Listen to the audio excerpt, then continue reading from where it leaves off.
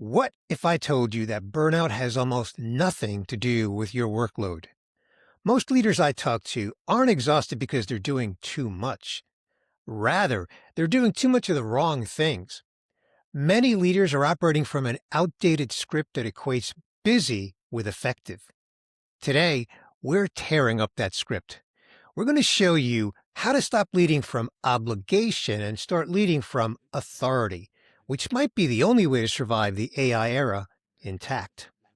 My guest today is Carmen Seda, Vice President of Operational Talent Solutions at Randstad USA.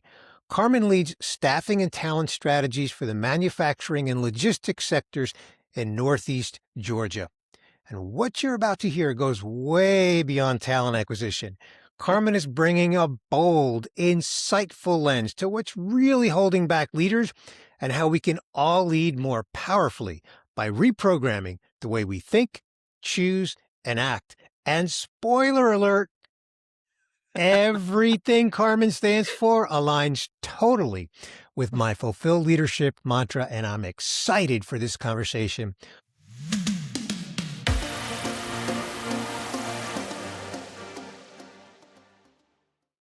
Carmen, welcome to the Life Fulfilled podcast. Let's get right to it because you have said that most leadership challenges are not operational.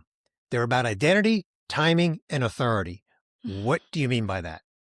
First and foremost, thank you, Bernie, for having me with you here today. I couldn't agree more with your last sentence before. I think that's why we connected the way that we did. And getting right to it, right?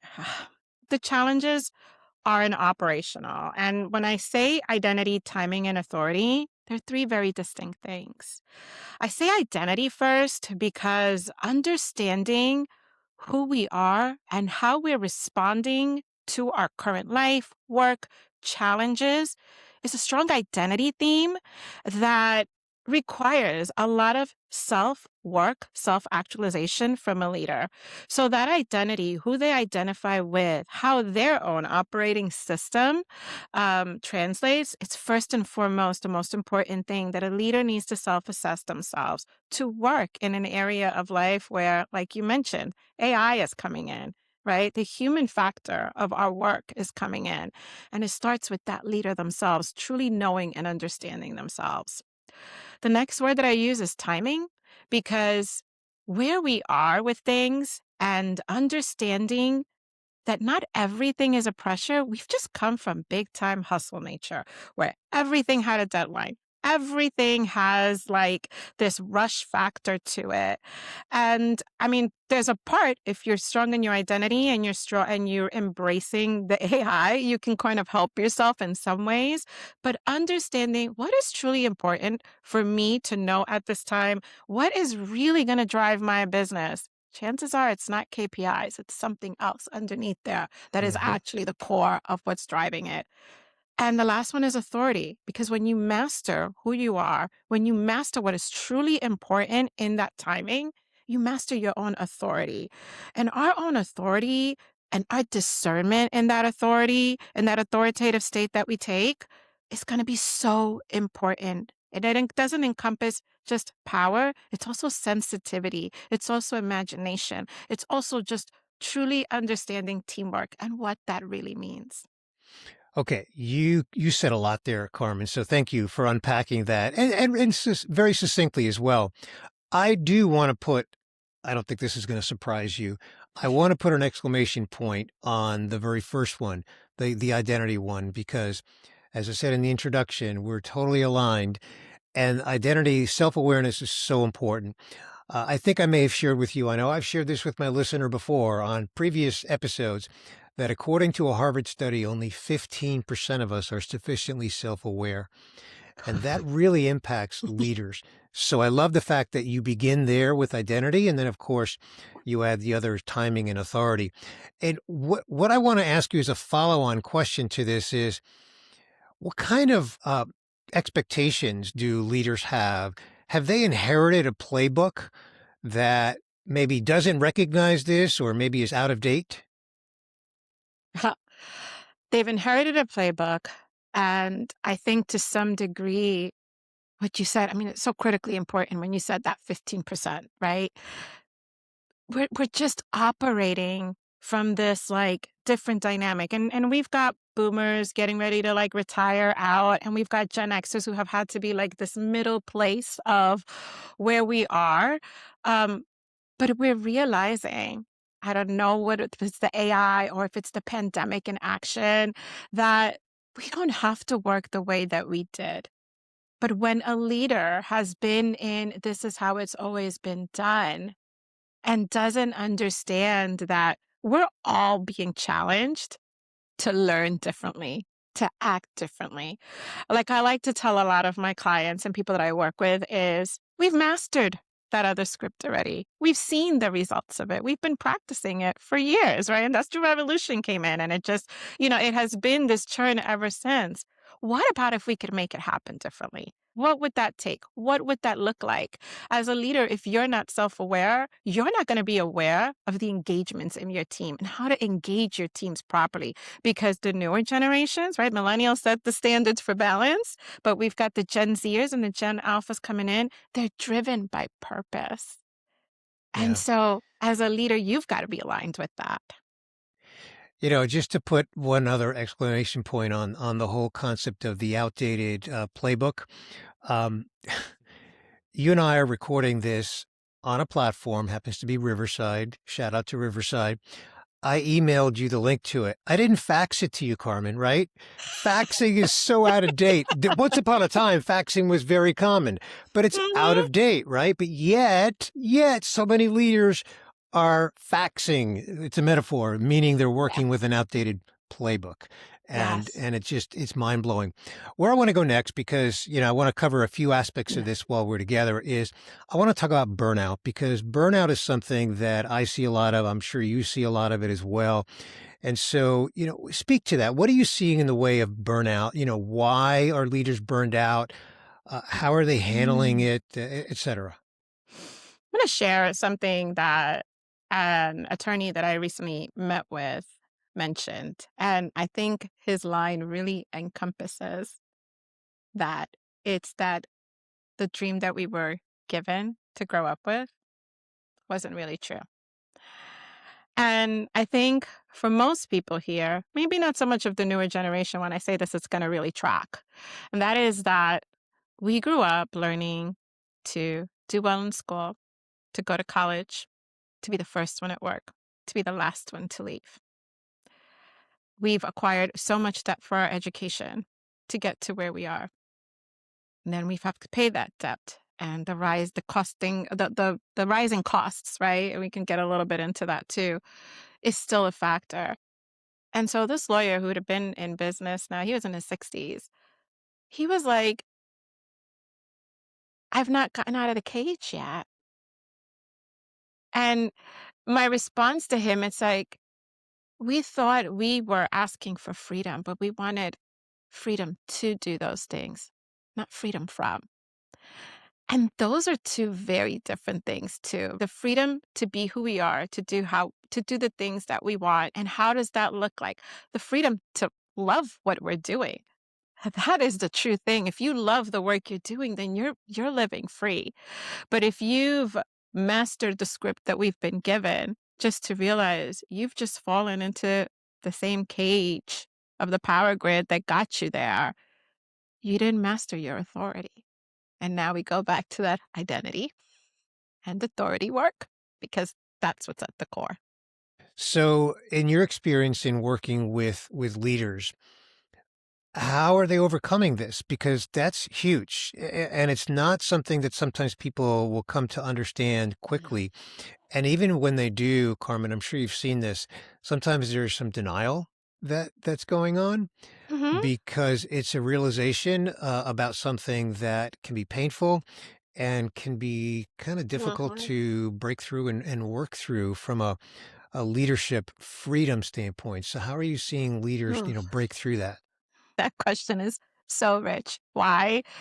Because that's it, right? Especially like if you followed this path and you've gained this leadership, you've done so much work to get there. And there is this still amazing level of knowledge that is there. But as we're bridging this, we're being factored. It's not the same world that our parents lived in.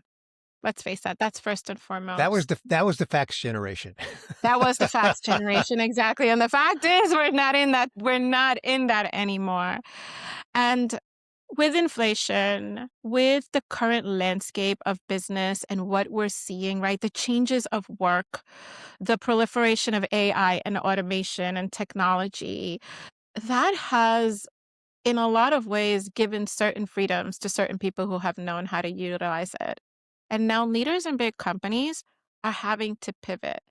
It's not that their knowledge isn't warranted, it still is, but they're being challenged right now. We've got to master the human autonomy right now. We've got to master what humans do we have working under us? What do they want to do? How do we enrich our organization with what they have to offer versus the old script of it's got to be done this way and this way and this way, because that doesn't work anymore. And the test is here. The test is here. There are organizations out there who are honoring that and are seeing some of that pivot that changes with that, or they're being made to change the way that they run their organizations. But that's the challenge that they have right now. The script is clearly not working any longer, and we've had to change it. A lot of companies are also doing restructures, recalibrations, and this is again they're at least trying. They may not be getting it right. It's going to be a lesson, but it's going to be the story of our generation. Yeah. Part of what I'm hearing you say, Carmen, so tell me if I'm understanding you correctly, because this is how my mind is sort of interpreting your commentary, is that because we're in this fast moving, evolving world, which a lot of it is evolving through technology and notably, of course, AI, but there's a ripple effect there because so much AI is being deployed in the workplace. The ripple effect is multifaceted. It's on processes, it's on culture, and that impacts how people work. It impacts what the expectations are. It even brings up the question of what should the expectations be. So is that what I'm hearing you say, that the impact on leaders is so multifaceted and a lot of it is impacted by the AI in particular and the impact that it's having on workplace?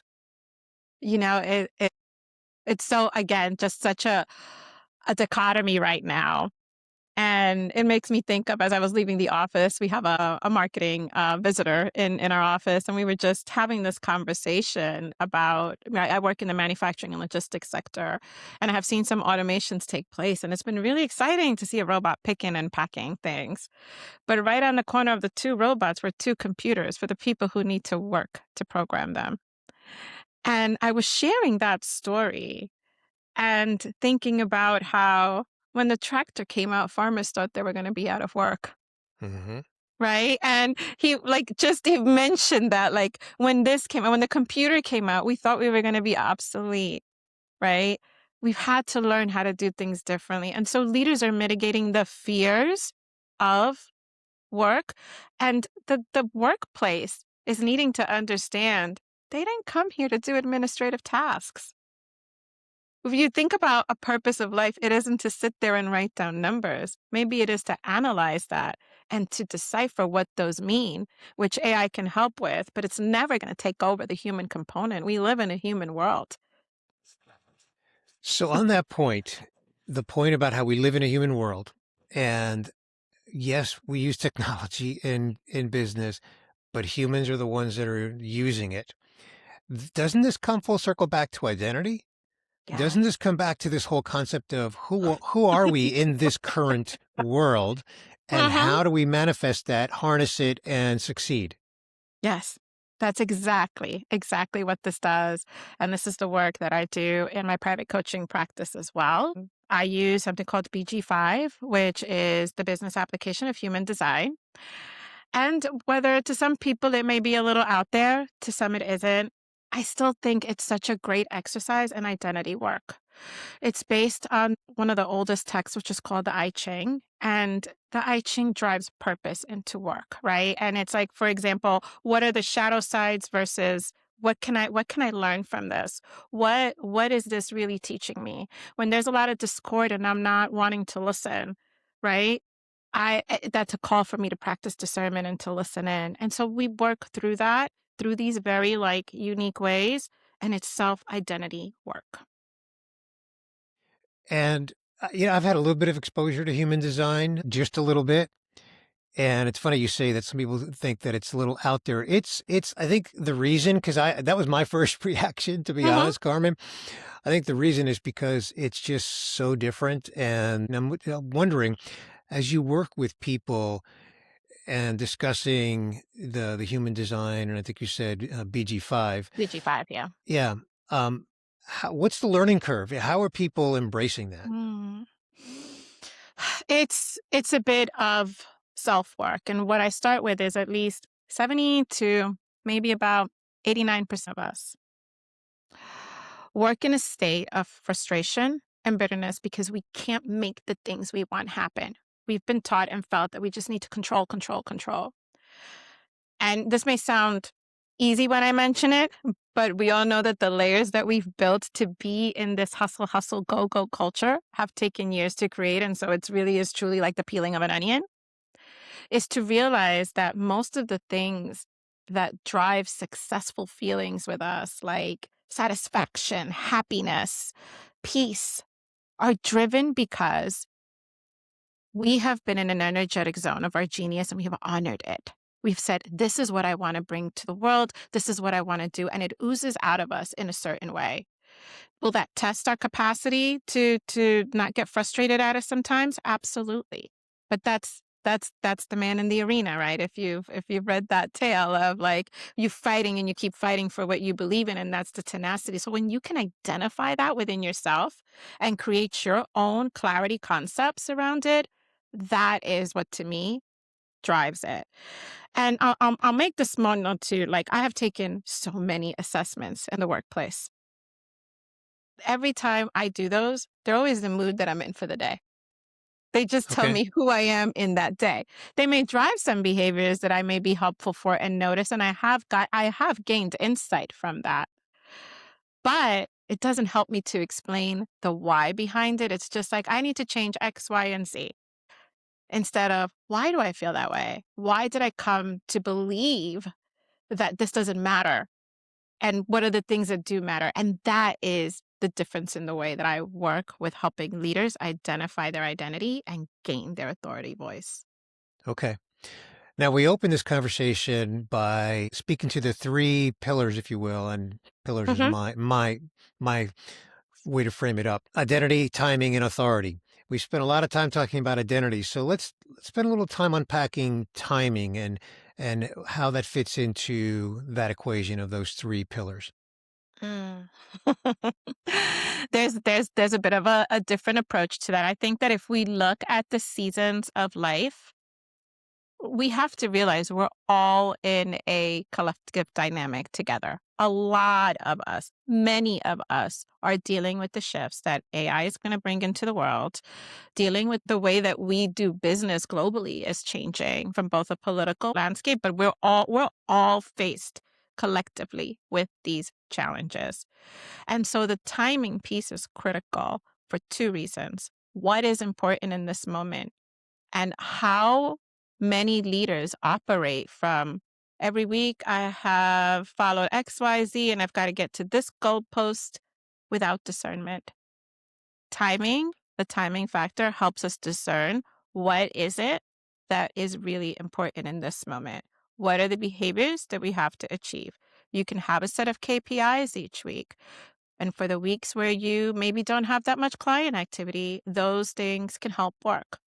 But if you're still driving KPIs when your staff is full of client activity, you're not really honoring that timing in that moment of what's truly important for your team. What are the things that needs to be in place? And that's when understanding that we're not the robots. We can let the robots do the robotic work.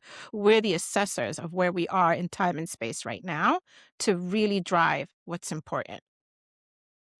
What's interesting, Carmen, is that I still see a connection to identity because of the self-awareness factor. You use the example, if my employees are driving KPIs, but it doesn't align with a particular client priority, well, then I need to be self-aware of that. you know? Yes. Well, identity is the first part of the work. Yeah, Yes. exactly, And how exactly. to apply it, Yeah, how to like, you'd be surprised. It's like, okay, this is what I am, but how do I do this in this world? Well, we got to learn how to apply it. So maybe timing is the application of it. okay, all right. And then what about authority? Because authority can mean a lot of different things to a lot of different people. In the context of what we're discussing here today, why don't you frame that Mhm. up? So we deal with many levels of leadership, and sometimes leaders that have gotten, especially middle leaders, they outsource their authoritative voice to others. And that to me signals, again, probably identity work. They haven't done the identity work. And it's almost like if you've mastered your identity work, if you are living in the now and the present and driving the things that matter in this moment, then you are using your authority. And claiming that authority is very not only self empowering, it's like deep wisdom within yourself. And so it's like I said, it's not authority of power, it's almost an authority of discernment, of, understanding different points of views of people and not becoming divisive, honoring different voices. Yeah, I don't mean to be a broken record, but it still, to me, it connects with self awareness. But it Uh-huh. also connects with what I call authentic leadership. And authentic leadership and self awareness are very interconnected because to be authentic, it means not just to be yourself, but to Mhm. be true to others and to be true to the situation. And that connects to your authority as well. So the situation you spoke of earlier, right? If I'm Yes. driving KPIs with my employees, but client priorities shifted on Tuesday afternoon, Mhm. then I need to have the authentic leadership to get with my team and say, hold on a second, we have a shift in priorities and now I'm exercising my authority to say, let's shift over here a little bit in the moment because that's what the situation calls for. So I'm harnessing my Yes. authority, but I'm doing it in a way that's authentic. Yes. Yes. I think it leads into the word that I've really applied to that, which is literally means the same thing, but it's sovereignty. Are Okay. we sovereign?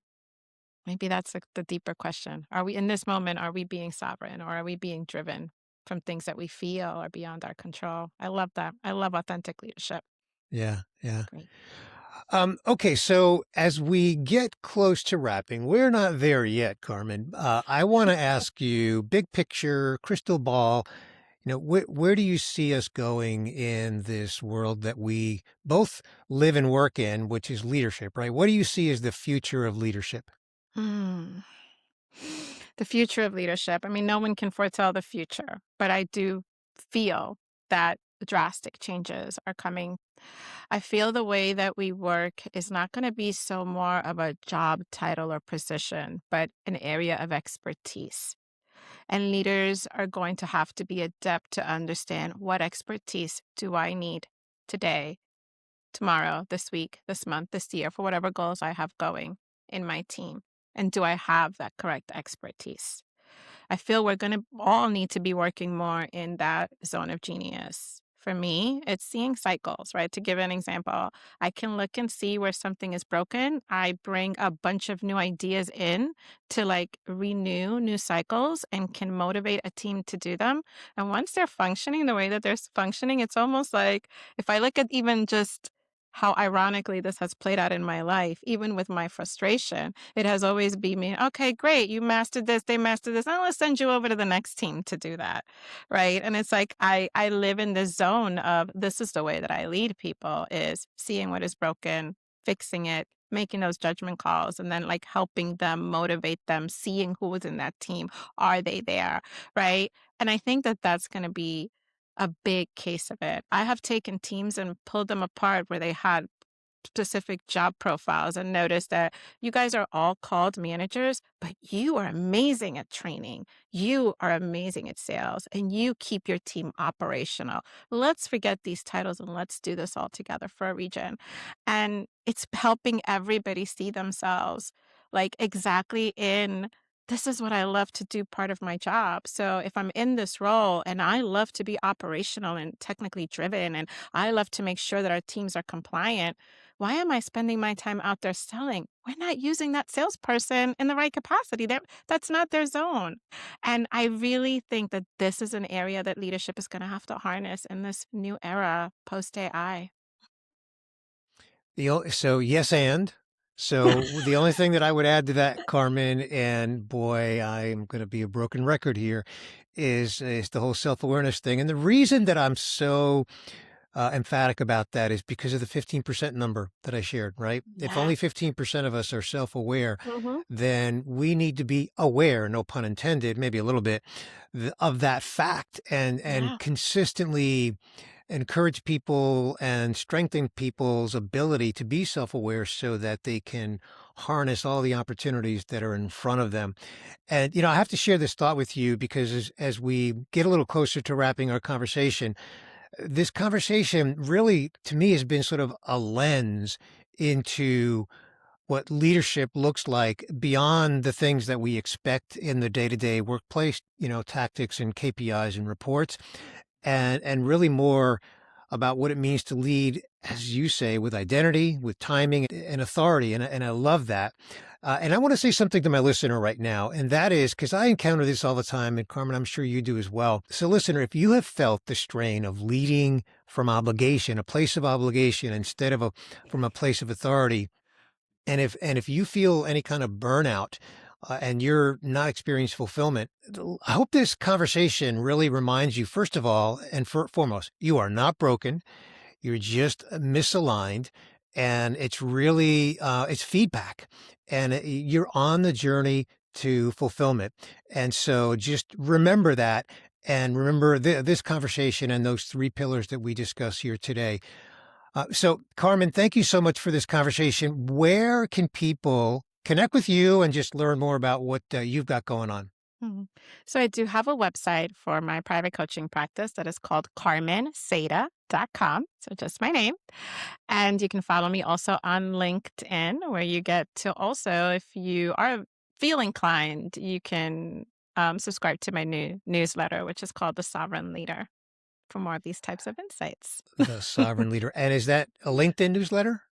LinkedIn newsletter, yes. Okay, I'm actually in fantastic. Substack as well, but I don't Okay. know how to give you that name. I'm new. Yeah. I'm new at Yeah. learning. I'm still also learning new technology. Yeah. Aren't we all? Aren't we all? Well, one thing I love about, because I have a LinkedIn newsletter as well, what LinkedIn does is when someone connects with you, they immediately, and I mean like in a nanosecond, send that person, that brand new connection, an invitation to subscribe to your newsletter. So Oh, like anyone it. who connects with you on LinkedIn will get that invitation. So, I Carmen, learned. thank you so much. I've thoroughly enjoyed this conversation, and I have a hunch that we'll continue this conversation. I think so too. I could see so many ways we can elaborate and really provide listeners with so much value. It's a great conversation, and thank you, Bernie, for putting this together and bringing these insights to others. It's so My necessary. honor. No, so Thank you, Carmen. necessary. Thank you.